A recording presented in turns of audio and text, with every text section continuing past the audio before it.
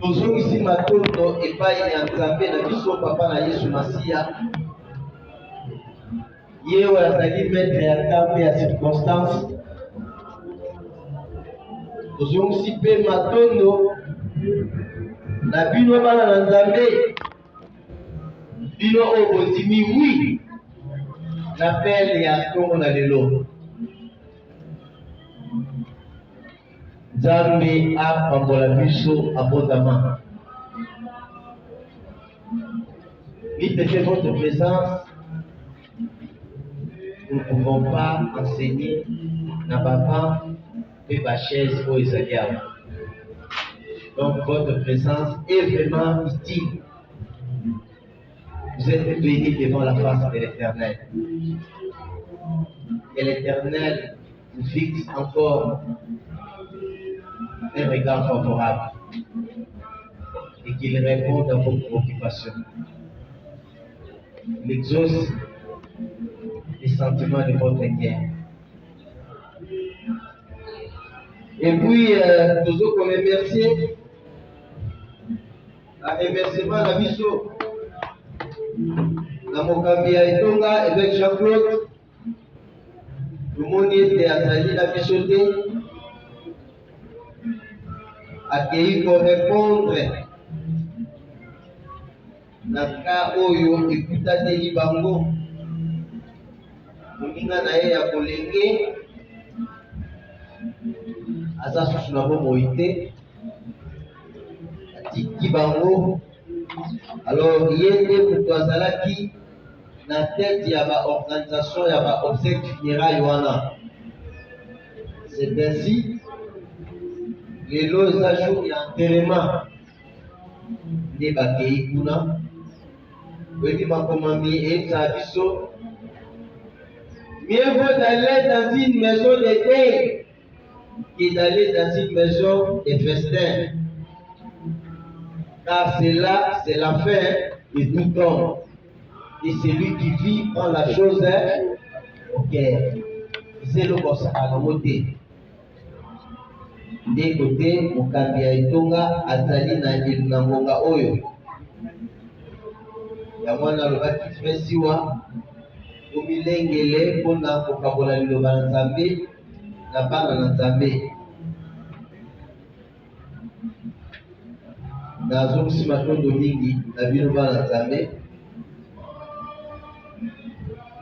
Certainement tozokabola thème oyo ezali croire à l'abondance de Dieu.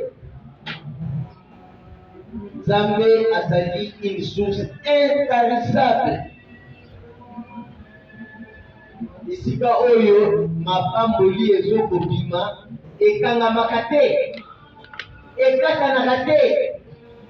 Nzambe azali une source intarissable.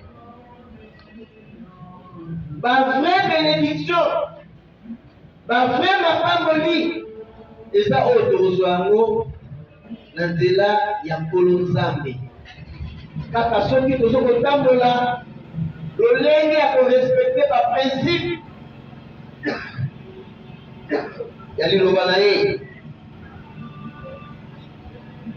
Makoma maison eza biso boye, c'est la bénédiction de l'Éternel qui enrichit, et cela ne la fait suivre d'aucun chagrin. Mais lelo ngai na bino ozokabola thème moko eza spécial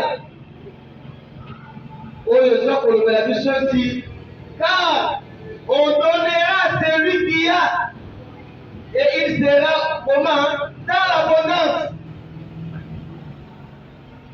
Bakopesa na moto oyo azali na yango po asala nini apakoma lisusu. Alors dans cet enseignement il y a des principes oyo Seigneur na bana Nzambe to tirer comme avantage. Tokotala la kati ya liloba na Nzambe parabole ya batalent oyo nkolo aza kolimbola nde à travers Par rapport à Wana, nous côté de fenêtre pour tirer, thème autre sur le là, la tombe dans les lots. Car on donnera à celui qui a, et il sera comment? Dans l'abondance. Lisons la parole de Dieu.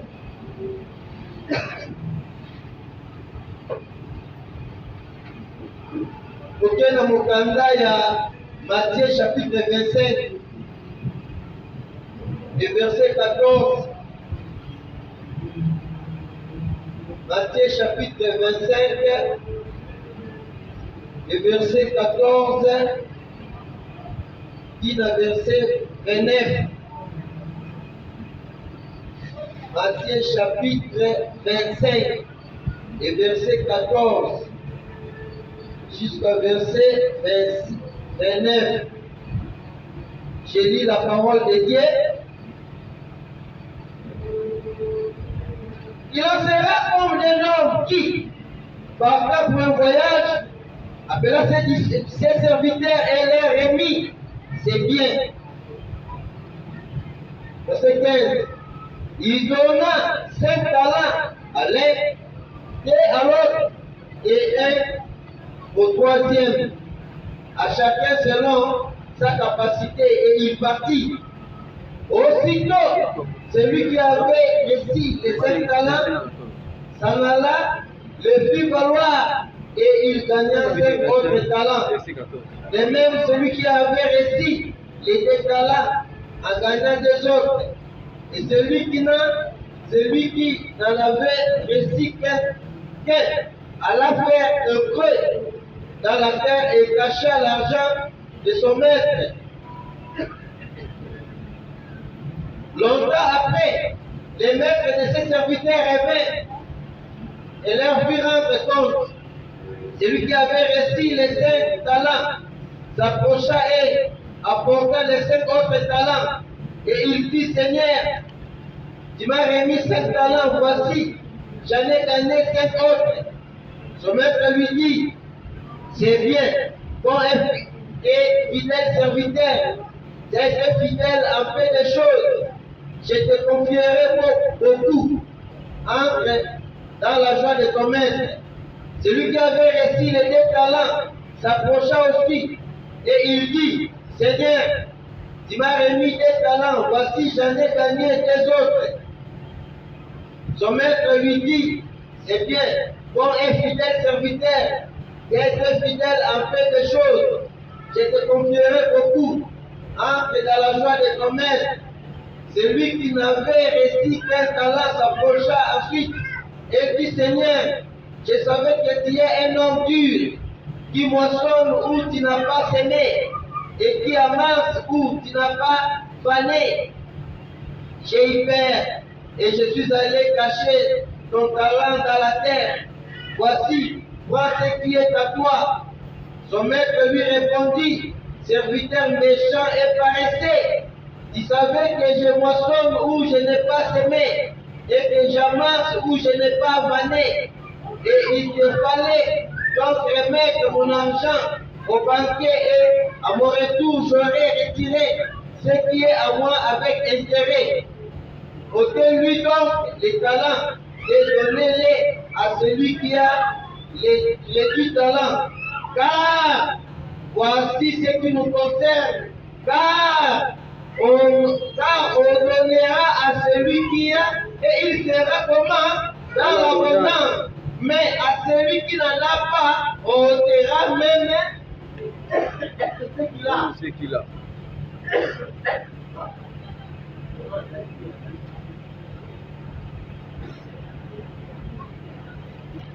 Tolanda parabole oyo ya maître.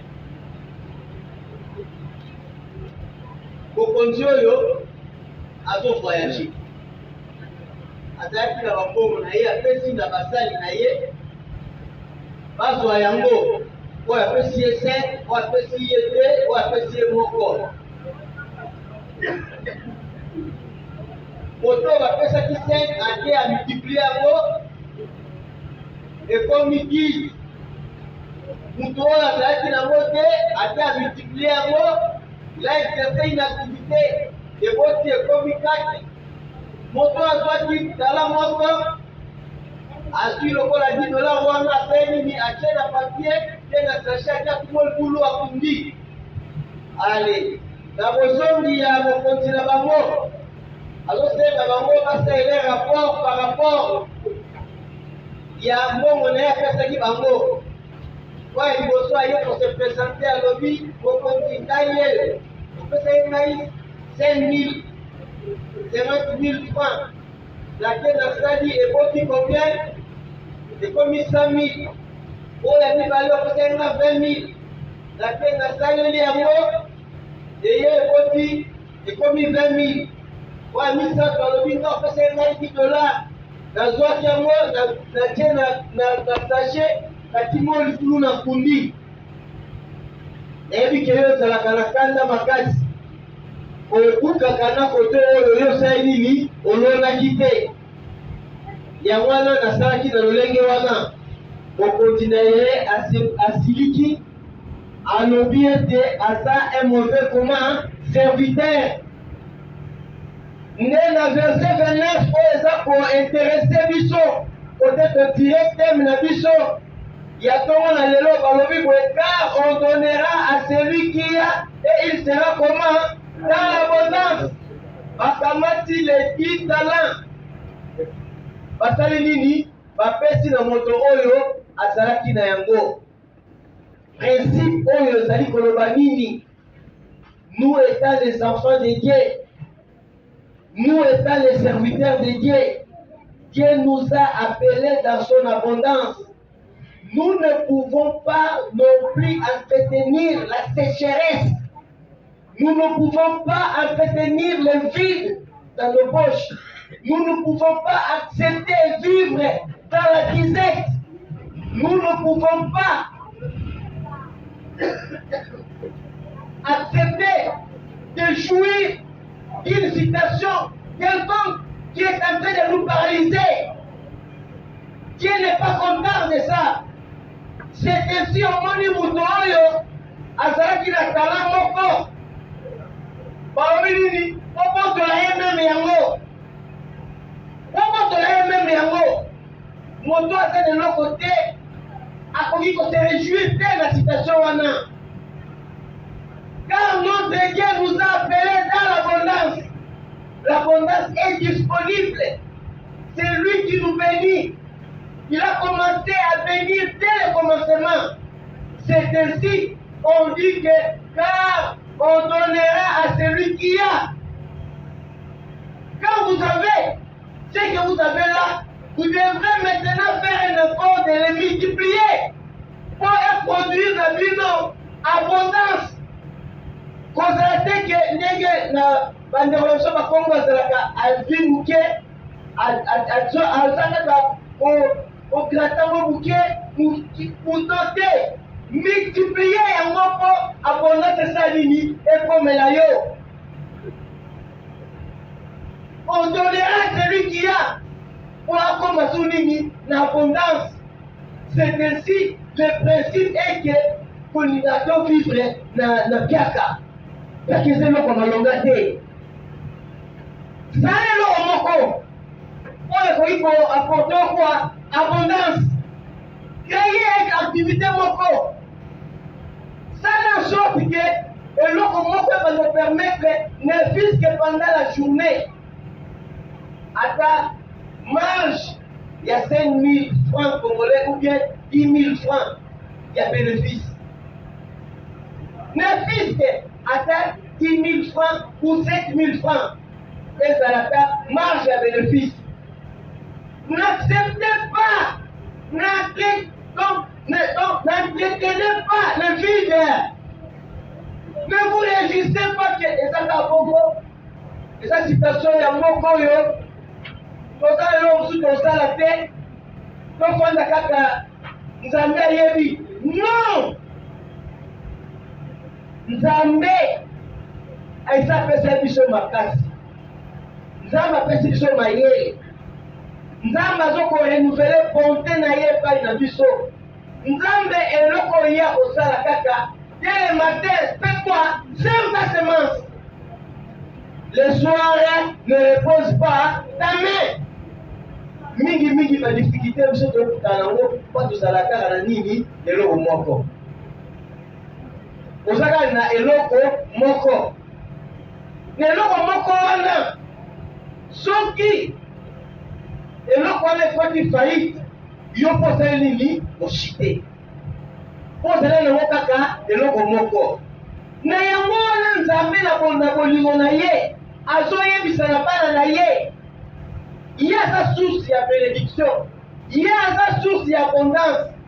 Et lorsqu'on puisse au Seigneur pour ça là, nous voulons que sa parole s'accomplisse, car on donnera à celui qui a et il sera comment? Dans l'abondance. Yo pour ça nango, par ça nini, ba kopesa sa source pas ina yo. Donc, n'entretenez pas le vide. Poche ya mwana na Nzambe yo moko sala en sorte que poche na yo ndenge nini esengeli oyo ebanda kozalaka na mwa eloko baprincipe ezali kaka yango oyo liloba Nzambe ezokoyebisa biso. Liloba Nzambe azoyebisa biso, Nzambe azolobela na bana na ye. Nous ne pouvons pas accepter une citation mauvaise. Il y a disait, et soit place la cacabon ya bana Nzambe. Non, non. Cela n'est pas digne. Biso sengeli, donc maloba wana Nzambe azoloba esalini, et produire par résultat na bongo ya bana na ye. N'acceptez pas le vide dans vos poches. N'acceptez pas ça. N'acceptez pas ça. Il faut refuser.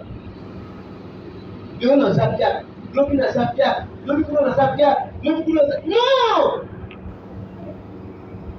Et ça va l'embouter. Il y a moi dans le Valentin, mais je sais dans la biseau. Dès le matin, fais quoi? C'est ta sémence. Luka moyen. Ok, on va dans l'eau moyen. Luka moyen. Et l'eau voilà ce qui est bandit.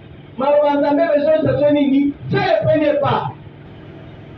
Quel bosso que le bosso wana? Tandaka ne le komoko wana.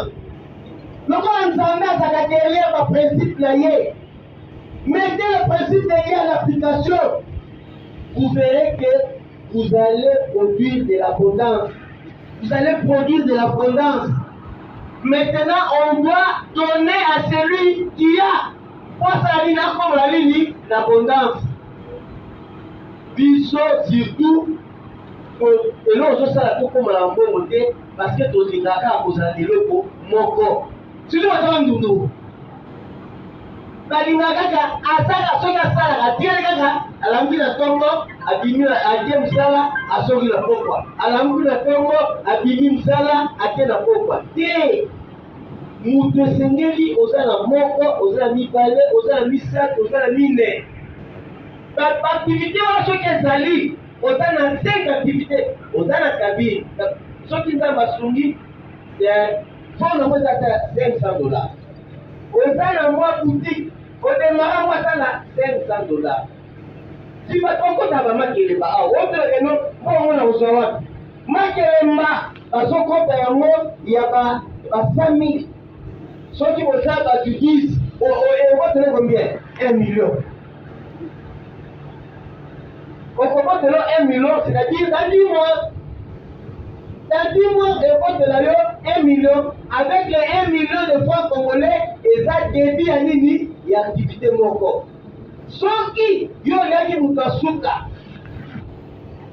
ngali tena moyo kobanda kuna na mwa ya novembre bapesala mpekoso yo mutu asuka ntango ozwaki 1 million na oyo ezobanda ozwi nini 1 million c'est-à-dire première activité odemara yango na 1 million liboso deuxième activité ntango ozozwa 1 million wana ya mibale oluki activité mosusu kozwa 1 million wana te eya kobakisa ngo so obandaki activité ya kabine osomi bacrédit osomi mwa groupe électrogène ya $100 odemare charge batterie charge ya batelefone wana basali lieu eloko wana ezalaka pe près na 100 pises bakiti place wana kuna biso na develop kocharge téléphone ekomi 1000 francs olingo olinga te so olingi te yo nde kozala kota téléphone ezala nini ekota charge sino awa na kongo tozala na courant te sikoyo yo yebisanga yo ozala kosa téléphone no ekota charge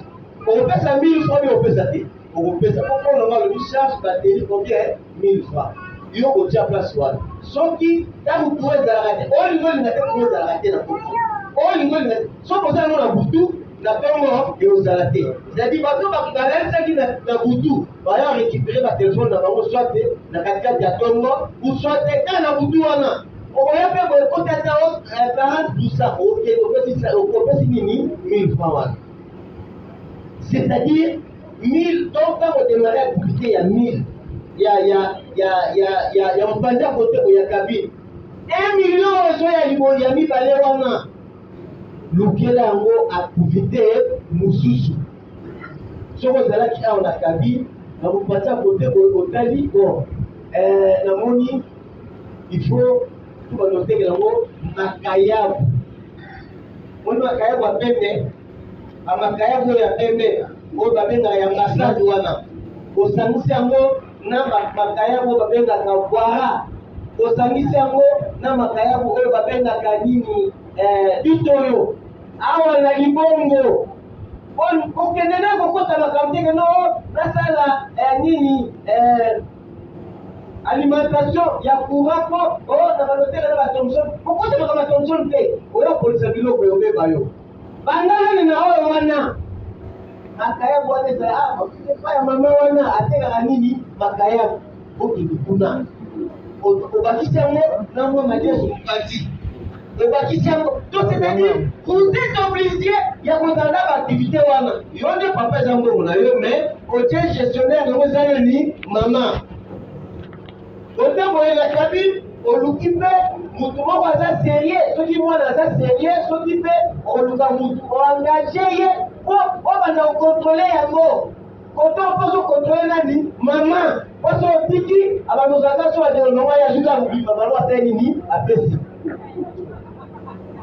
azuka kaka kobimba kaka oyeba teke no ntango ozuki kaka kobimba mbala moko esai nini intere yango nasai nini ekei karton ya likayabu wana ya mobimba eza na 55 $.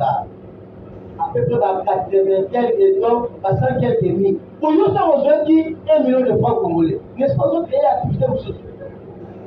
Deuxième activité.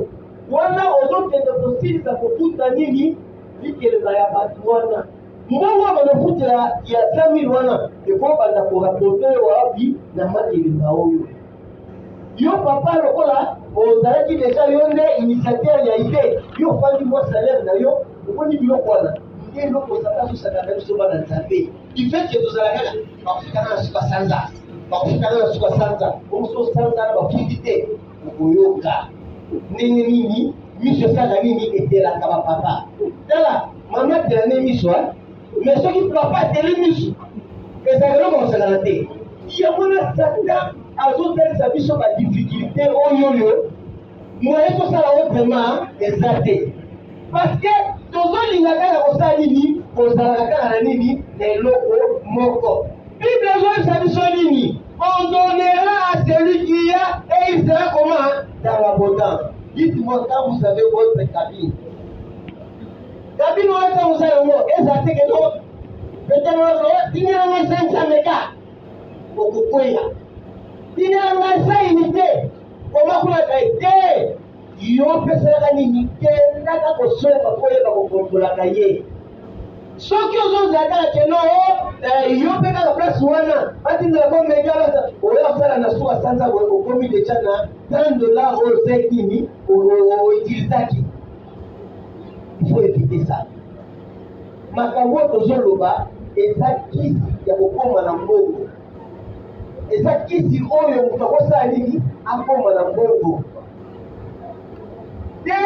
Troisième année, ce qui me demeure sous na likelemba wana ndeko permettre yo osalini ntango koya kozwa 1 million wana mosusu na 2027 eza mbongo ya kosomba bilamba te elonga ta jana oyo na oyo siko mbongo na somba ba bijou okende kosomba ba bijou te okende kosomba ba papa te okende kosomba ni yele yango nini activité mosusu ba marge ya ba bénéfice ya ba biloko wana nde okosangisa na yango mposala nini ocréer activité mosusu soki makoki kosala te osalaka pharmacie, il y a valeur, il y a $500.